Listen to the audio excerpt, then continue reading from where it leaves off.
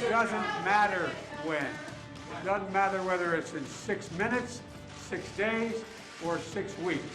We're going to get it done. That's U.S. President Joe Biden after meeting with House Democrats and what appears to be still a stalemate on his agenda. Hello, I'm Anand Naidu, and this is The Heat.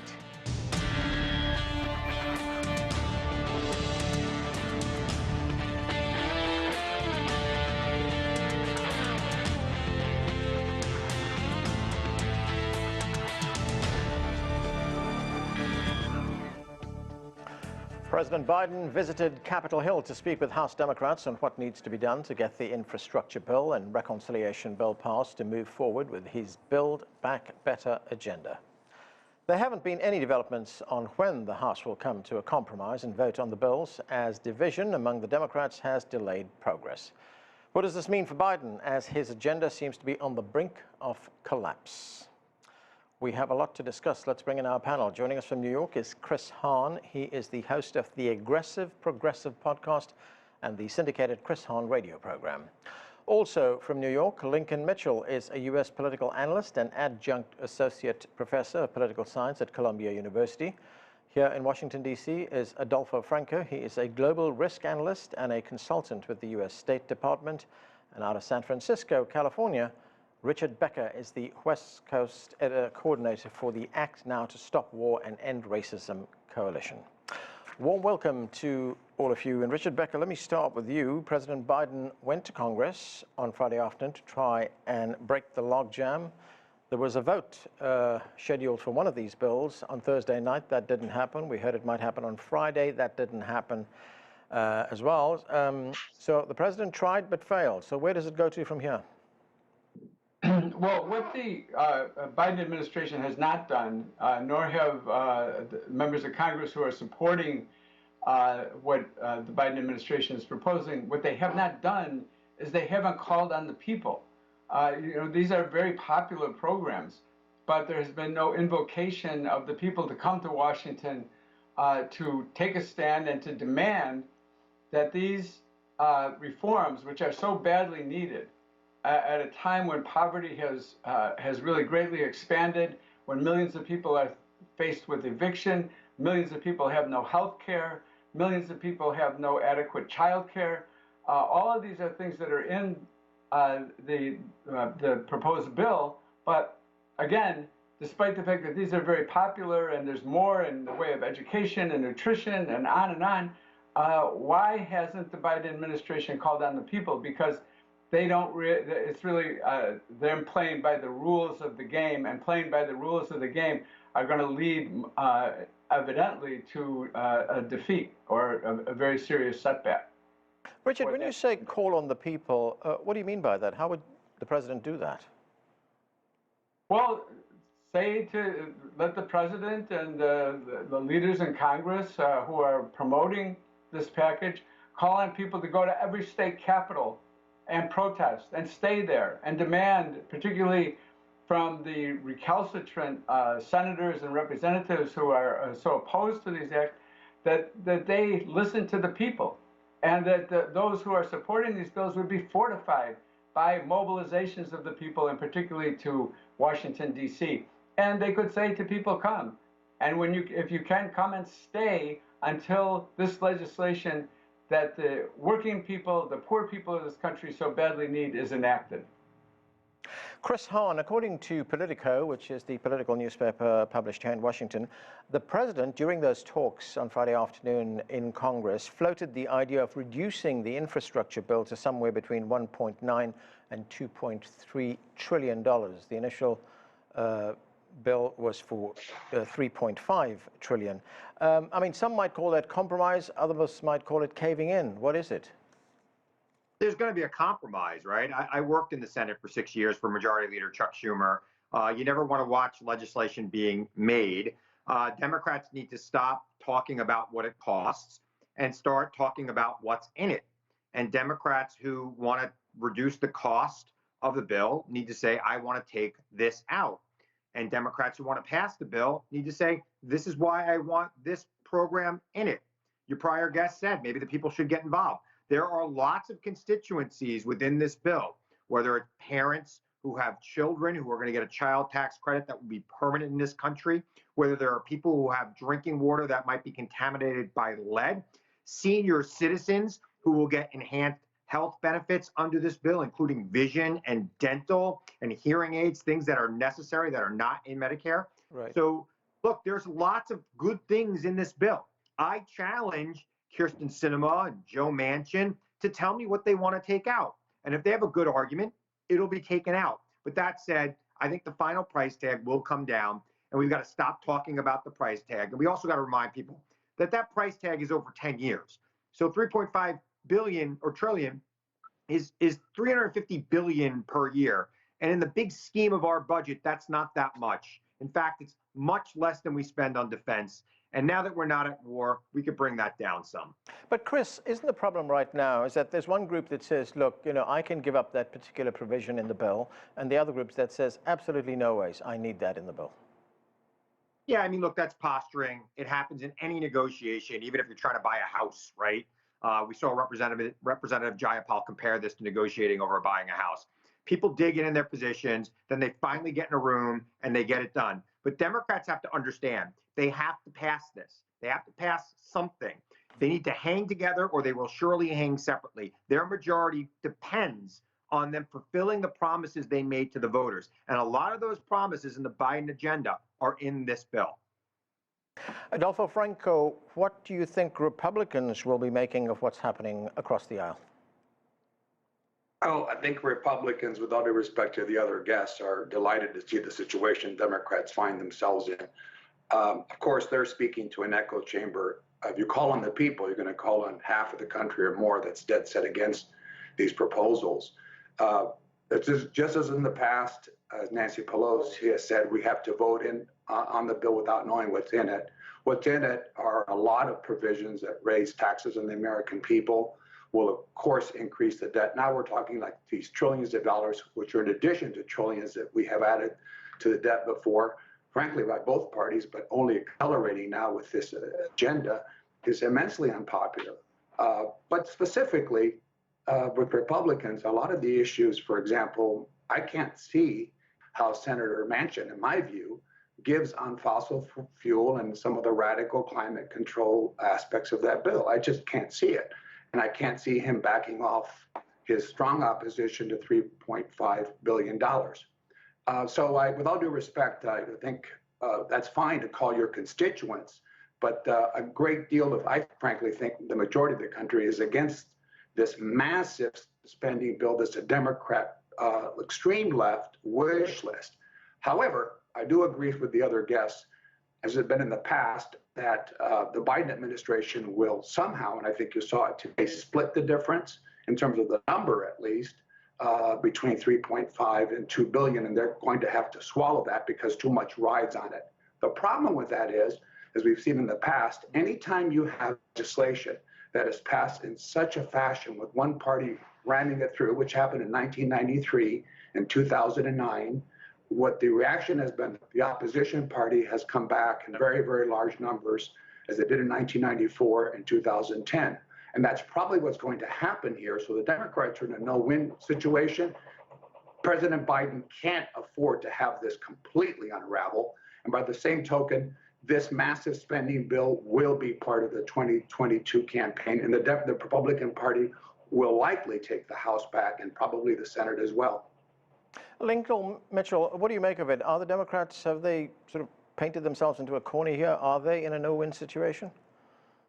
Well, you know, politics and elections are about two things: getting power and using power. The Democrats in 2020 did a pretty good job of getting power. They have razor-thin margins in both houses, and now it's a matter of, do they want to use that power? I think the previous guest has it right, about 75% right. Where he is right is that this will be an issue in the 2022 election, no doubt. And what this means is the Democrats have to make a choice here. Either they go in front of the voters in 2022 in the midterm elections and the congressional elections and say, we couldn't really accomplish much, or they go in front of the voters and say, we did this big thing, do you like it or not? Either way, frankly, the House is going to be very difficult. The Senate will be a little easier to hold on to, but the House is going to be very difficult. So they're not in a no-win situation, but they are in a very tough situation. I would just add a couple more things. The negotiations, this was originally a $6 trillion bill in the summer, so it has been negotiated almost in half. So the progressives really gave a lot here.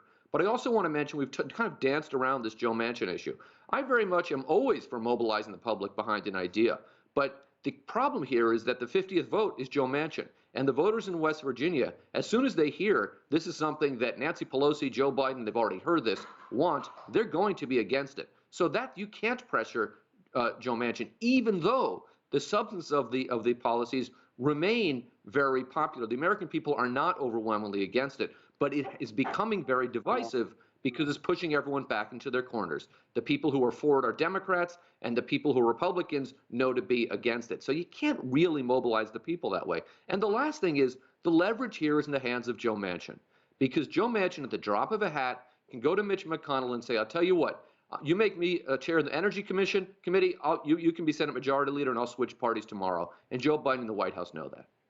Yeah, but shouldn't people like the president and Nancy Pelosi and other Democrats, Lincoln, do a better job of selling this program to people, to voters in a place like West Virginia, which is where Joe Manchin comes from? What we know from the data on similar bills like this is that the longer the debate goes on, the less popular the bill becomes. And the reason for that is that you might take a bill like, I don't know, gun regulations that start out very popular, but as soon as it becomes partisanized, it loses its popularity. And what's happened with this bill is that the component parts of it are very popular, but the idea of passing a Democratic-supported bill is not popular. We heard one of the previous guests, my colleague in Washington, using those buzzwords, left-wing, radical, massive spending. This is not a massive spending bill. $350 billion a year for 10 years is not massive. It sounds massive because they're multiplying it by 10 rather than by 5, which you might do typically. So, and those buzzwords, and I'm not being critical of my colleague here, but that's working. The people in West Virginia, who for a whole lot of reasons are pretty loyal Republicans, with the exception of Joe Manchin, now see this as a Democratic bill, and Joe Manchin, looking out for his own political skin, knows that he doesn't want to go too far down the road with Nancy Pelosi and Joe Biden on this, and that's why it's so difficult there. May I add something since my name was invoked here? Go ahead. A couple of things very quickly. First of all, I think to all the guests, this type of, and it is massive, and it's a big tax increase, and it does go well beyond to push the most leftist parts of the agenda. That's why the Squad and Bernie Sanders are so adamant about its passage. But beyond that is, there is no mandate here. Because they already Congress is split. They already compromised almost half of the money away. One moment, Lincoln. I'll get to you. 1980. Okay, go ahead, Lincoln, very quickly. Radical is a subjective term, and I certainly believe my colleague thinks it's radical. I don't, and that's also it's a subjective term. But the term, we should understand that the negotiation already happened here. Yeah. The Squad, Bernie, the far left, kind of the left wing of the party, already negotiated away much of what they wanted. This started out at $6 trillion, which, by the way, is what Joe Biden wanted.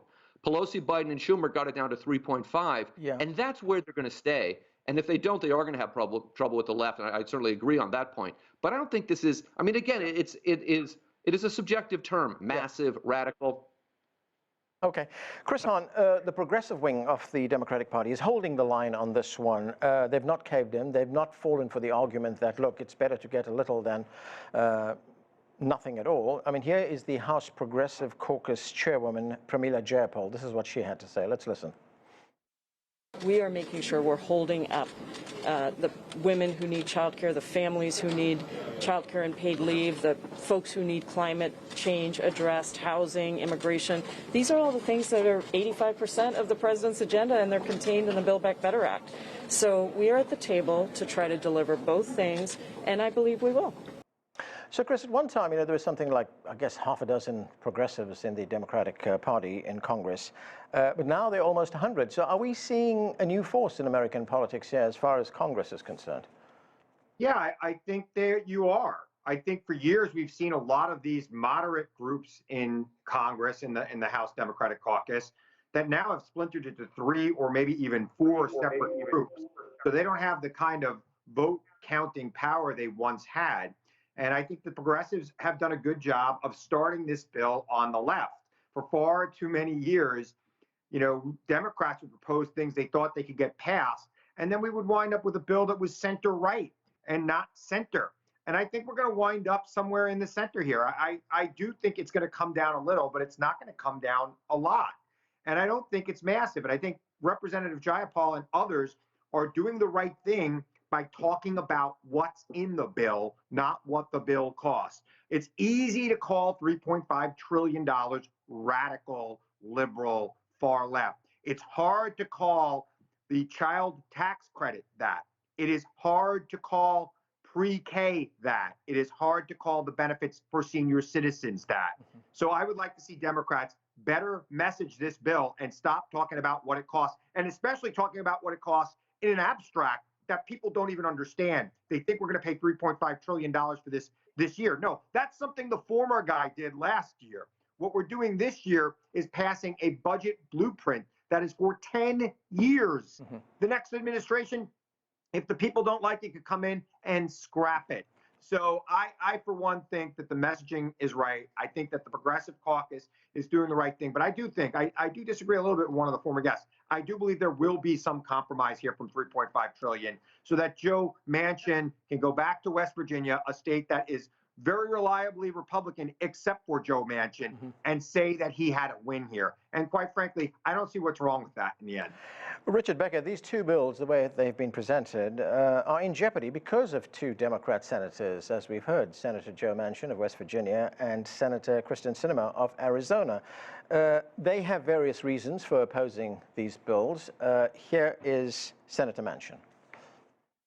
And my top line has been 1.5 because I believe in my heart that what we can do and what the needs we have right now and what we can afford to do without basically changing our whole society to an entitlement mentality. So, Richard, I mean, we hear that from Senator Manchin saying that, look, his top line is $1.5 trillion. He makes the argument for that. I mean, what do you make of his concerns that he explained there? And is he really being honest? Because we know that he is a recipient of vast sums of money from the coal lobby, for instance. Yeah, there's no question about that. That's really what's going on, is that this posturing about how much money is being spent and so forth, that's all a cover and to try to sell people on their position. You know, what he's talking about is $150 billion a year for 10 years. It's not $3.5 trillion all at once. And it's programs that are very popular when they're explained to people, but they have not been explained very well. And instead, I think that the Democrats, to a very large degree, have allowed the right wing, the Republicans, to talk about radical and left wing and, oh, how are we going to pay for it? They never talk about, oh, how are we going to pay for it when they add another 30 or 50 or $100 billion to the military budget.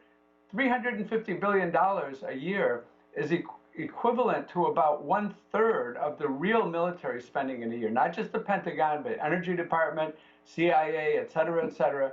So what we're really talking about is that they are defending the interests of the super rich, of the corporations, and they really are sacrificing the interests of poor and working people. And I have to say, none of the taxes that are proposed here are taxes on poor and working people. They're proposed very modest taxes on the super rich who got huge tax breaks under Trump. Right, Adolfo, you know, talking about what some of the proposals that are in these bills, and, you know, you label them in various ways earlier on. This is what David Brooks, a conservative columnist at the New York Times, wrote this week about the two bills, and I'm quoting here. He said, they would support hundreds of thousands of jobs for home healthcare workers, childcare workers, construction workers, metal workers, and supply chain workers. They would ease the indignity millions of parents face having to raise their children in poverty. And Brooks calls this a redistribution of dignity downwards. So doesn't he have a point? Well, it's curious that you're quoting David Brooks, the former Democrat and the most non-Republican Republican. I guess that's a tactic he uses. Well, let's so forget the labels. Let's talk about the substance of what he has to say. Let's talk about the substance. There are aspects in this bill, as there were aspects in the infrastructure bill compromise, that Republicans would support. But then there are many things in this bill particularly on the taxes and the taxes that go to corporations and raising the capital gains tax, whatever will be passed on to the American people. There is a massive concern about the inflationary impact. Senator Manchin is right. The trillions that have already been spent on the economy, when we have concerns about it overheating and adding additional to a very high national debt for whatever reason we're in, and then the climate change proposals and fossil fuels and the rest of it are huge concerns. I don't think, with all due respect, that it's the coal lobby, it's the people of West Virginia that are concerned about what they perceive as a war on coal, as are in some other states. That's just a reality. I will say this is not just a Senator Manchin issue.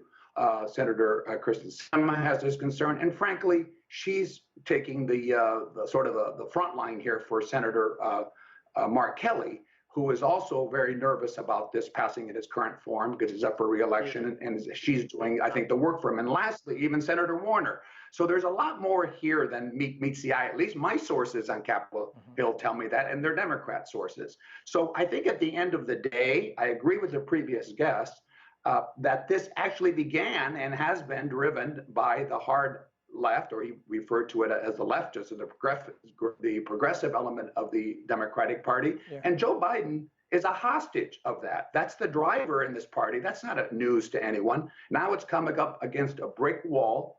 There will not be a $3.5 trillion bill. There will not be. I'm sorry the other guests think so.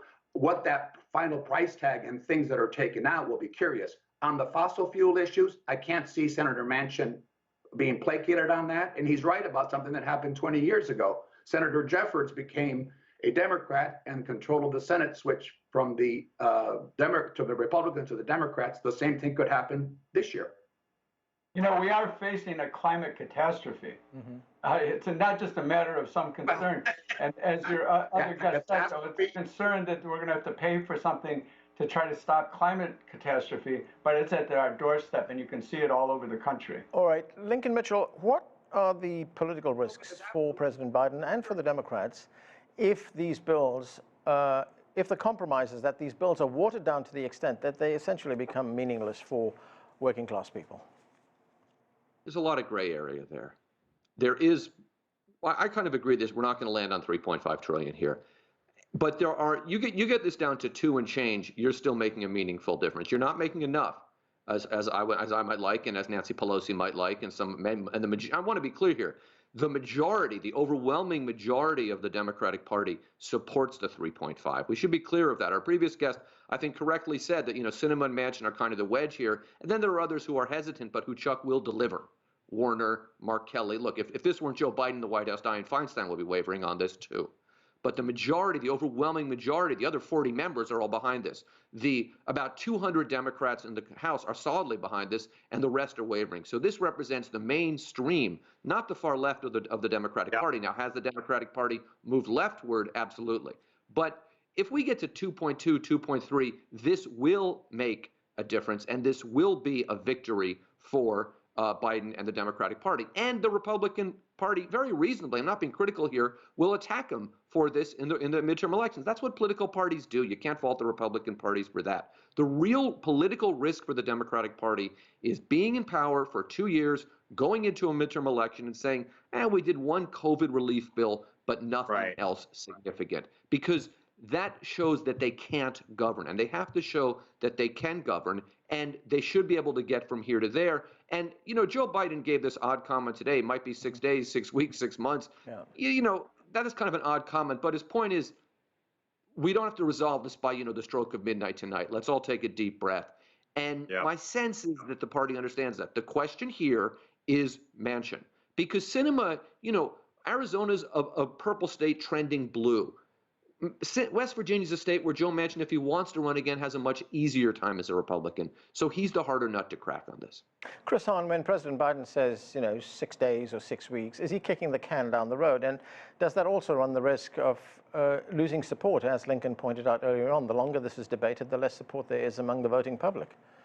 No, I think he's acknowledging that this timeline, which was set up by Josh Geitheimer, basically in a press release a couple of weeks ago, is ridiculous. It's artificial, and the only timeline that matters is getting it done this year so that they can go around next year and show the American people that this program worked. And then the American people can make a judgment in November whether they want to keep the Democrats in power or not. They're going to have a hard time in the House no matter what because of gerrymandering. We all know that. But I think the Democrats are going to hold the Senate, and I think Joe Biden will be in pretty good shape in 2024 should he choose to run again with this bill in action, serving the American people. So, you know, the artificial deadlines are nonsense. The president was right to say they don't matter. Let's just get it done, whatever it takes.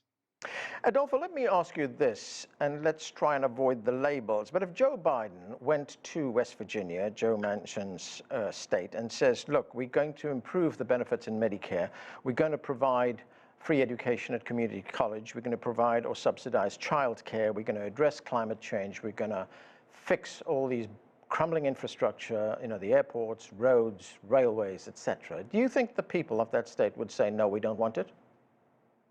Well, it's curious. The label only apply one way, I guess, but I don't for this reason. I think Senator Manchin is right. This is a program or a plan to increase entitlement. This is more entitlements, more government spending on these programs that I think are still unpopular, and you don't address the issues, frankly, of the fossil fuel industry and other important issues in West Virginia. There are just, if you go through, the reason the Democrats don't, this isn't without due respect to the other guests, this is a sophisticated operation in the White House and in Congress. They know they have communications experts and polling. You can't go through this bill without exposing as the guest correctly said at the beginning of this program, a very progressive, very leftist agenda. The country's not there. Where you got this idea that there's a mandate in 1964 or 1980 is just divorced from reality. And that's more acute in West Virginia and in the conservative states, including Arizona and Virginia for that matter, but certainly West Virginia. And that's why that won't work. At the end of the day, it's too expensive. It involves much social engineering, expansion of government programs. And I don't think the majority, on this panel you have a majority and you have that view, the majority of the American people do not. Okay. And we are going to have to leave it there. We have run out of time. Thanks to all of you for being with us. I'm Anand Naidu in Washington, D.C. Thanks for watching.